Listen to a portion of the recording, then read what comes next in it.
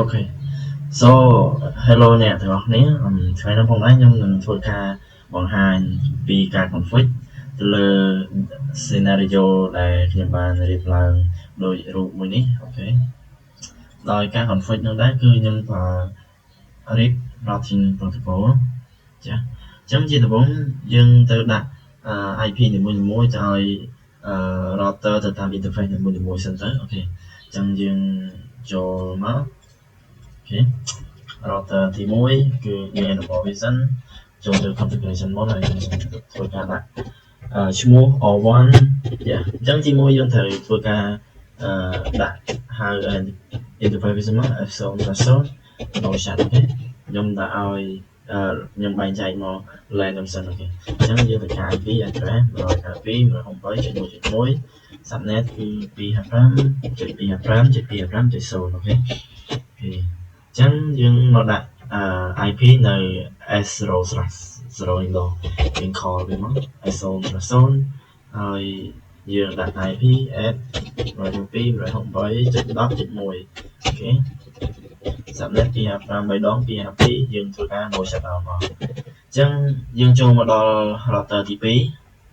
ចំពោះ router ទី2នេះដែរគឺយើងធ្វើការ config ហើយចូលទៅកាន់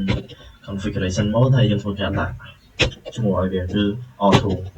ញ្ចឹងយើង call interface S0/0 យើងធ្វើការ no shutdown យ៉ាដោយសារតែ S0/0 ហ្នឹងគឺ connect មកកាន់ LAN មួយនេះអូខេអញ្ចឹងយើងធ្វើការដាក់ IP ឲ្យវាមក68.0.1 subnet 255 ដង .0 ហើយបន្តមកយើងធ្វើការដាក់ហៅ interface S0/0 ដែលភ្ជាប់ទៅ router លេខ1ហ្នឹងអញ្ចឹងយើងសាក no shutdown វាមកនោះinterface មួយនេះគឺដែលភ្ជាប់មក router មួយនេះគឺត្រូវបាន load ភ្លើងពីក្រហមនេះទៅពណ៌ 2J វិញអូខេ no shutdown នេះអ្នកនរគ្នាបានឃើញអញ្ចឹងបន្តមកយើងដាក់ IP address 192.168.10.2 ហើយ subnet 255 ដងហើយ252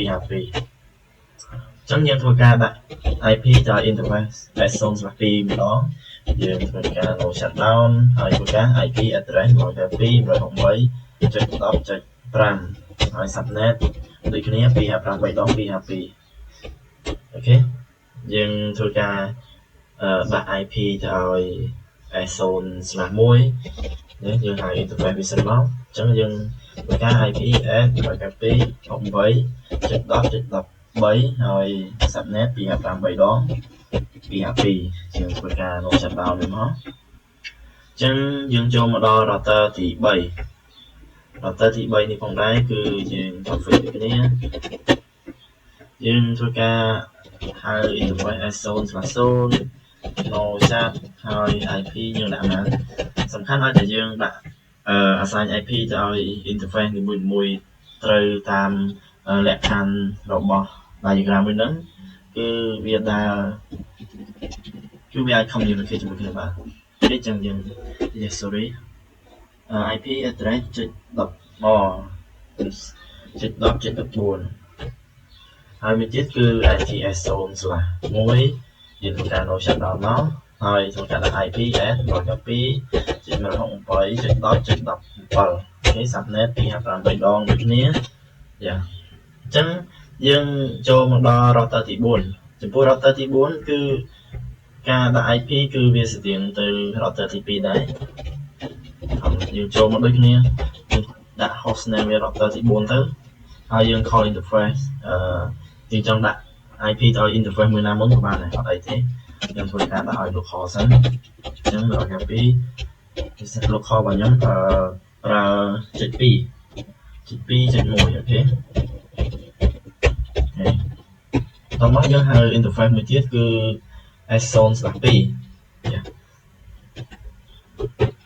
ចឹងត្រូវការ IP 192.68.21 ហើយ subnet 255 ដងដូចគ្នាអូខេយើង no shut វាមកហើយបន្ទាប់មកយើងធ្វើការដាក់ clock rate ដោយសារតែ interface មួយនោះវាមាន clock rate អញ្ចឹងយើងធ្វើការដាក់ clock rate ឲ្យវាមក clock rate 64000 by default អូខេអញ្ចឹងយើងធ្វើការដាក់ IP ទៅ interface S0/0 0 យើង no chat ហើយយើងដាក់ IP add 102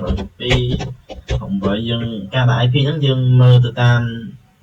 scenario មួយហ្នឹងទៅគេដាក់កន្លែងនេះឲ្យបានយើងចែក IP ទៅតាមជាក់ស្ដែងហ្នឹងទៅគេអញ្ចឹង 102 68 ចុច 17 ប៉ុ